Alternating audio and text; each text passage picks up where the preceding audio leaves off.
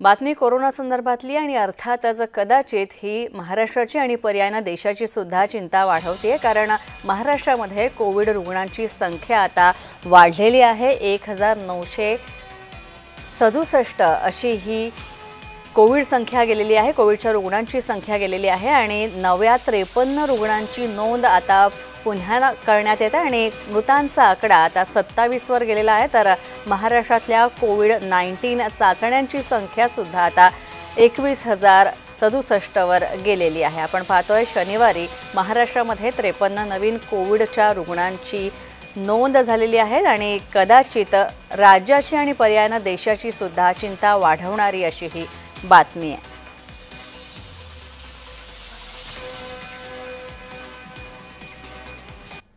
तर पाहतोय आपण कोविडच्या रुग्णांची संख्या पुन्हा वाढताना दिसते आणि त्यामुळे आता आपण पाहूयात की राज्यात कोणकोणत्या भागामध्ये किंवा वेगवेगळ्या राज्यांमध्ये कशी कोविडची रुग्णांची संख्या आहे। केरळमध्ये 2007, गुजरातमध्ये 1441 आणि पश्चिम बंगालमध्ये 747 कोरोना रुग्णांची नोंद करण्यात आली आहे।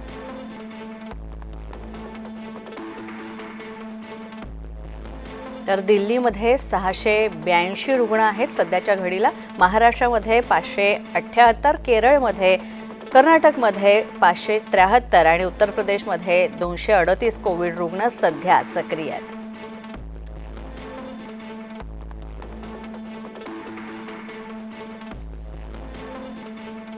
आपण पाहतोय राज्यात तसंच विविध देशभरामध्ये विविध देशांमध्ये कोविडची संख्या वाढते आणि याच संदर्भात खरं तर आपण माहिती जाणून घेणार आहोत आणि विश्लेषण जाणून घेणार आहोत, अधिक माहिती जाणून घेणार आहोत। आमच्यासोबत आहेत डॉक्टर रवी गोडसे। डॉक्टर रवी गोडसे, स्वागत तुमचं जय महाराष्ट्रवर।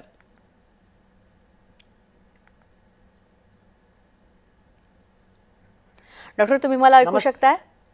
हो ऐकू शकतो। डॉक्टर, स्वागत आपलं। डॉक्टर, खरं तर आम्ही डॉक्टर रवी गोडसे यांना कोविड काळात म्हणजे जेव्हा पहिल्यांदा कोरोनाची लाट आली तेव्हा तुमचं विश्लेषण आम्ही वेळोवेळी ऐकत होतो आणि आता खरं तर पुन्हा याची गरज भासते, कारण कोविड पुन्हा एकदा डोकं वर काढतो की काय। चीनमध्ये पण कोविडचे रुग्ण होते आणि आता भारतात सुद्धा हळूहळू या रुग्णांची संख्या वाढायला लागली आहे। काय प्रतिक्रिया तुमची पहिली यावर? तुम्ही ना मला पूर्ण विसरून गेलात तरी चालेल, हा पूर्ण वेडेपणा आहे, काही याच्याकडे लक्ष द्यायची गरज नाही।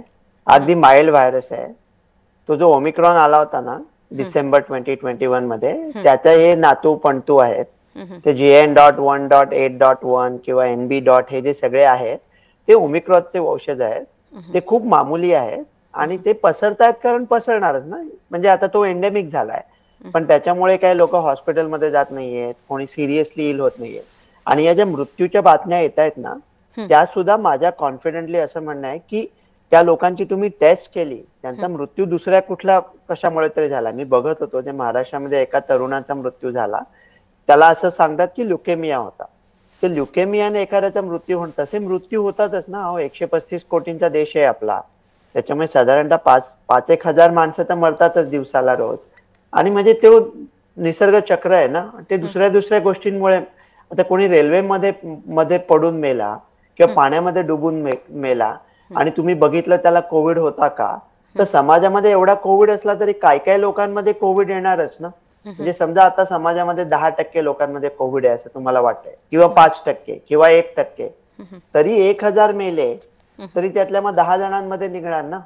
आणि हे जे यांच्या ज्या रेकमेंडेशन आहेत की तुम्ही काळजी, म्हणजे मला तर ना हा सगळा अगदी प्रामाणिकपणे सांगायचं तर हा सगळा वेडेपणा वाटतोय।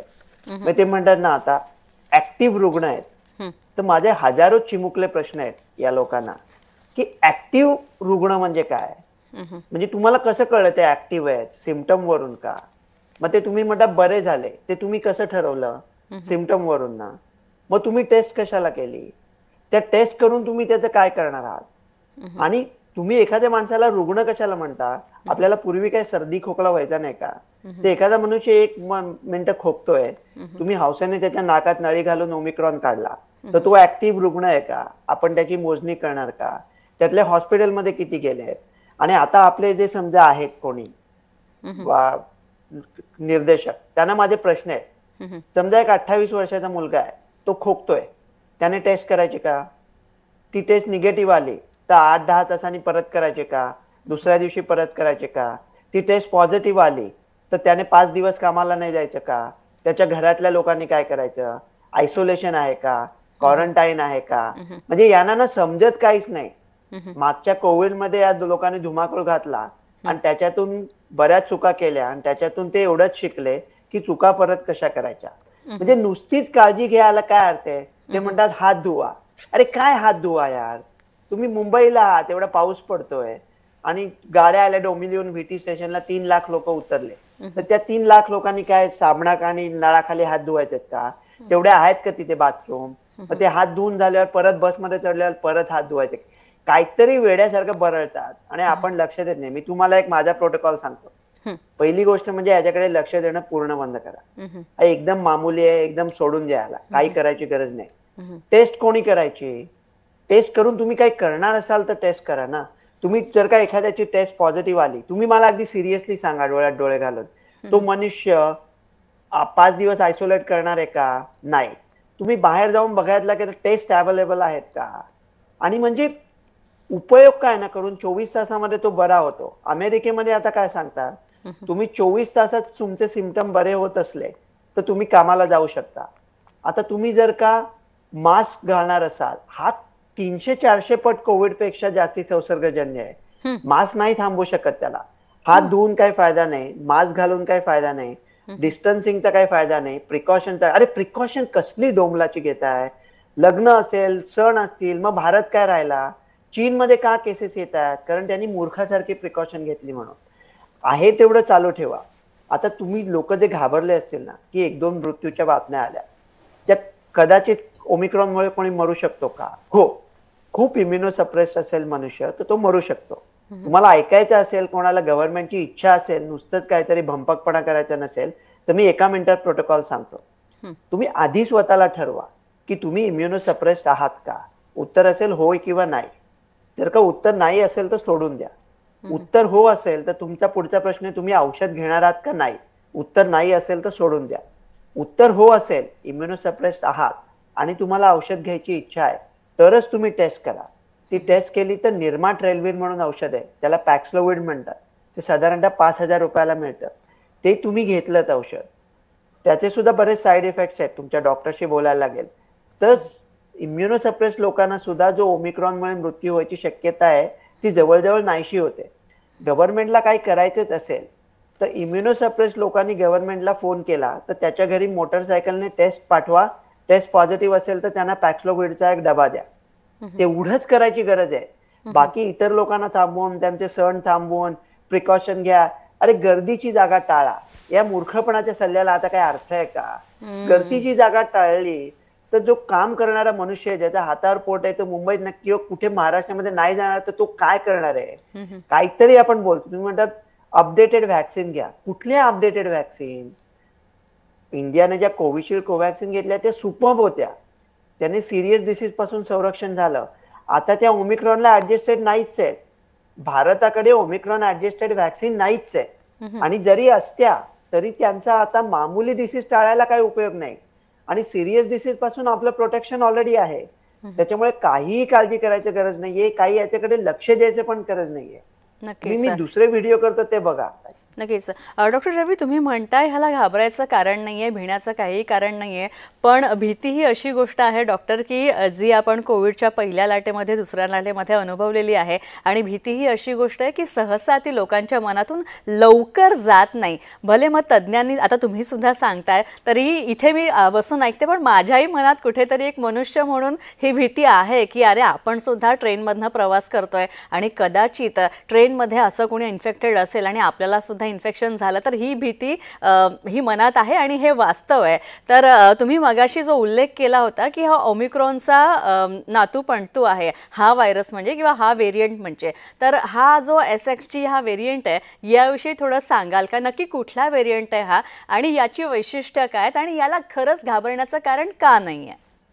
बिलकुल घाबरण्याचं कारण नाहीये. तुम्ही म्हणतो हा संसर्गजन्य आहे ना. अरे ऑब्व्हियसली हा संसर्गजन्य आहे. हा संसर्गजन्य नसता तर पसरला कसा असता? म्हणजे हे जे व्हायरस आहेत ना, समजा एक गुंड आहे गल्लीतले आणि ते तुमच्याकडून हप्ता घेतात. आणि एक गब्बर म्हणून गुंड आहे आणि दुसरा रंगा म्हणून गुंड येतो.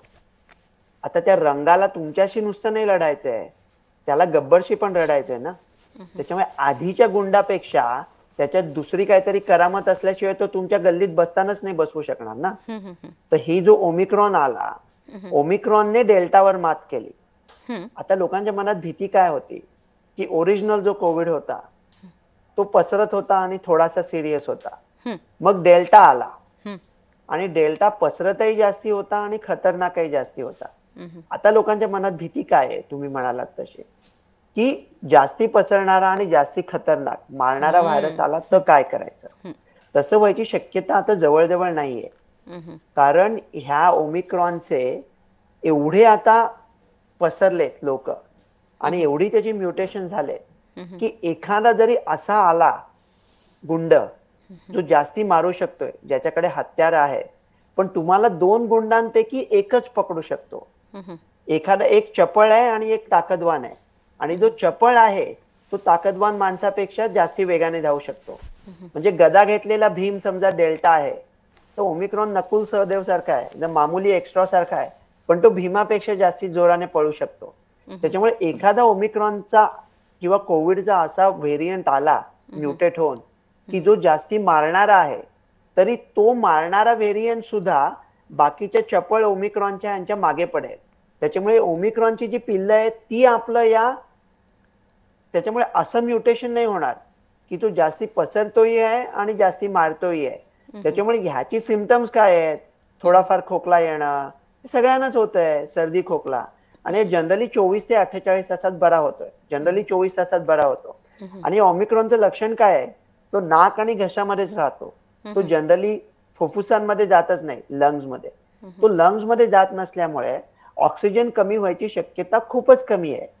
खूपच कोणी इम्युनोसप्रेस्ड असला, इम्युनोसप्रेस म्हणजे कोण, की बाबा 80-85च्या जास्ती वर आहे, डायलिसिस चालू आहे, कॅन्सर किमोथेरपी चालू आहे, अनकंट्रोल डायबिटीस वगैरे आहे, तर त्या लोकांना धोका असतो की त्यांना काही याच्यापासून होऊ शकेल. म्हणजे जे भोरटे चोर आहेत ते त्यांच्या घरातलं दार उघडतील आणि त्या उघडलेल्या दारातून दुसरे चोर घुसतील, न्यूमोनिया वगैरे. त्या लोकांना भीती आहे, पण या भीतीचं आपण काहीच करू शकत नाही ना.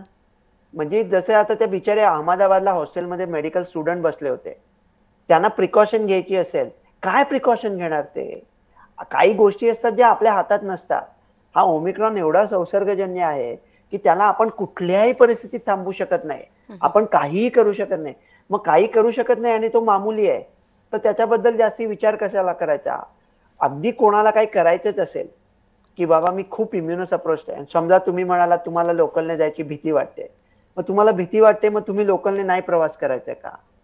मग आता ठाण्याचा मनुष्य, डोंबिवलीचा, कल्याणचा मनुष्य कसा पोचणार आहे भीतीला, त्यांचं काम असेल तर. कोणाला खूपच भीती वाटत असेल तर पेमगार्डा म्हणून एक मोनोक्लोनल अँटीबॉडी आहे, त्याचं इंजेक्शन घेतलं तर 3 ते 6 महिने तुम्हाला कोविड होणार नाही, ही गॅरंटी आहे. ते औषध अमेरिकेत आहे, ते आपल्याकडे आहे का, त्याचं नाव तरी ऐकलंय का. आता हे लोक जो शो ऐकतायत त्यांनी फोन करा, काळा बाजार नका करू, पण फोन उचला आणि तुमच्या केमिस्टला फोन करा. पॅक्सलोव्हिड या औषधाचं त्यांनी नाव ऐकलंय का, ते अवेलेबल आहे का, किंमत आहे का. म्हणजे एकच गोष्ट आहे की फक्त खूप इम्युनोसप्रेस लोकांचा मृत्यू होऊ शकतो, एवढी एकच गोष्ट आहे. आणि ते कदाचित 10 लाखामध्ये 5 असतील, तर त्या 5 लोकांना वाचवायला निर्माट रेल्वे आणून ठेवा, एवढीच गोष्ट करायची गरज आहे. त्याच्याऐवजी आपले हे सगळे कंट्रोलर्स आपल्याला सांगतात काय, प्रिकॉशन घ्या. म्हणजे प्रिकॉशन घ्यायला काय अर्थ आहे, प्रिकॉशन घेऊन काय होणार आहे, काही उपयोग नाही आता. त्याच्यामध्ये हे जे नवीन व्हेरियंट आहेत हे बिलकुल सिरियस नाही आहेत, हे जास्ती संसर्गजन्य आहेत, पण ते एंडेमिक आहेत, 1-2 दिवसात निघून जातील. माझ्यामध्ये काहीच करायची गरज नाहीये, काही तुम्ही करूच शकत नाही. नक्कीच डॉक्टर, आणखी एक असं की भारताचं केंद्रीय आरोग्य मंत्रालय तसंच आणखी एक गोष्ट म्हणजे जी कोविड-19ची स्टडी करते ती इंडियन सार कोवी जिनॉमिक्स कोर्टिसन ही जी कन्सोर्टियन ही जी संस्था आहे ती सुद्धा म्हणते की याचे म्युटेशन्स जे झालेले आहेत आणि त्यामुळे कदाचित ही रुग्णसंख्या वाढते. तर ही रुग्णसंख्या वाटते? आणि तुम्ही म्हणाला त्याप्रमाणे तुम्ही आता रॅदर या विश्लेषणामध्ये, या उत्तरामध्ये जी नावं सांगितली होती औषधांची, ती नावं उपलब्ध करून देतील का? कदाचित पुढे समजा जर आणखी हजारांच्या वर वाढली आणि असं दिसलं सरकारला, की आरोग्य संस्थांना सुद्धा असं दिसलं की कदाचित आता ही रुग्णसंख्या वाढते आणि त्यामुळे आपल्याला कदाचित अपडेटेड वॅक्सिनेशनची गरज तरी आहे किंवा तशा औषधाची तरी गरज आहे, तर ती किती सोपं आहेत ही सगळी औषधे जी तुम्ही सांगताय ती उपलब्ध होणं भारतात? हे बघा, फर्स्ट ऑफ ऑल अपडेटेड वॅक्सिनची गरज असून काही उपयोग नाहीये. भारतातल्या लोकांचं खणखणीत संरक्षण आहे. 2 तुम्ही कोविशिल्डचे डोस घेतले होते किंवा कोवॅक्सिनचे डोस घेतले होते आणि अख्ख्या भारतीयांना ओमिक्रॉन झाला होता. त्याच्यामुळे सिरियस डिसीजच्या अगेन्स्ट जवळजवळ 99.99% भारतीयांचं पूर्ण संरक्षण आहे. आता वॅक्सिनची डोस घ्यायची वॅक्सिन नाहीच आहेत भारतामध्ये ओमिक्रॉन ऍडजस्टेड, आणि त्या ओमिक्रॉन ऍडजस्टेड वॅक्सिन आल्या तरी माझ्या मते नॉर्मल लोकांना, साधारणतः हेल्दी लोकांना ती वॅक्सिन घ्यायची काही गरज नाहीये. इम्युनोसप्रेस लोकांनी जरी ही वॅक्सिन घेतली तरी त्यांचं माइल्ड कोविड पासून नाही संरक्षण होणार आणि सिरियस कोविड पासून बहुतेक लोकांचं संरक्षण आहेच. आणि तुम्ही जी म्हणता ना की आणि म्हणजे तुम्ही एक केंद्रीय संस्था वगैरे, तुम्ही अशी मोठी मोठी नावं घेता की काय कोण लोक आहेत काही नाही हो, सगळे चुकले. म्हणजे आपल्याला वाटतं की भगवान शिव बोलतायत, त्या भगवान शिवच्या मूर्ती मागायला आपल्याला तर बेवडा विरू आहे, ते काही बळत असतात. काही त्यांचे तुम्ही एवढं त्यांचं टेन्शन नका. केंद्रीय संस्था म्हणा, अरे काय केंद्रीय संस्था, ही तुम्हाला औषधं अवेलेबल करून द्यायचेत ना. आता 2-3 औषध आहेत. मोलनुपिराविर, त्याच्याबद्दल मला काहीच माहित नाही. पेमगार्डा हे अमेरिकेतलं औषध आहे, खूप महाग आहे, भारतामध्ये येणं शक्यच नाही. ते म्हणजे जोपर्यंत येईल भारतामध्ये तोपर्यंत काम व्हायचं बंद झालं असेल तर आपण त्याची आशा बघणं, स्वप्न बघणं सोडून देऊया. आपण फक्त एकमेकांना प्रिकॉशन घ्यायला सांगू, बाकी काय होणार नाही आपल्याला. आता हे जे निर्माट्रेलविर औषध आहे, पॅक्सलोविर, ते भारतामध्ये अवेलेबल आहे. ते फायझर बनवायचं आणि मी त्या फायझर इंडियाशी बोललो सुद्धा मी. त्यांनी आता ते त्याचं कंत्राट देऊन टाकलंय इतर लोकांना. हजारो कंपन्या बनवतात. तुम्ही जर का पॅक्सलोविड इंडिया गुगल केलं या क्षणी तर 200 रुपयापासून 13,500 रुपयापर्यंत किंमत आहे. साधारणतः किंमत 5,000 आहे. 2-3 फार्मसीतच मिळतं.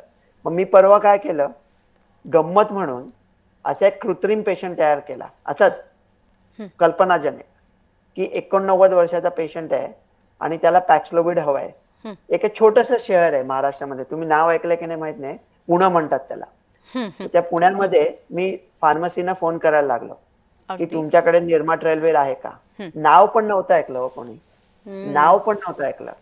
आणि मोठ्या मोठ्या हॉस्पिटलला फोन केला, त्यांच्या फार्मसिस्टनी नाव ऐकलं होतं पण स्टॉक मध्ये नव्हतं. तर एकच गोष्ट आहे, गव्हर्नमेंटला काही करायची असेल तर मी त्यांना परत सांगतोय, फक्त इम्युनोसप्रेस लोकांची टेस्ट करा. जे पॉझिटिव्ह येतील त्यांना ते घेऊ शकत असतील तर निर्माट्रेलविर त्यांच्या घरी पाठवा मोटरसायकलने. तेवढंच करा, बाकी काही डॉक्टर, तुम्ही जे विश्लेषण केलं आणि तुम्ही जे आता सांगताय त्यामुळे खरंच चिंता थोडीफार दूर व्हायला मदत झालेली आहे. पण एक लक्षात ठेवा की या सगळ्यानंतर कदाचित आणखी जर कोविडने डोकं वर काढलं तर रवी गोडसेंचं मार्गदर्शन पुन्हा एकदा लागणार आहे. त्यामुळे तुर्तास धन्यवाद डॉक्टर, तुम्ही आमच्याशी बोलात त्याबद्दल.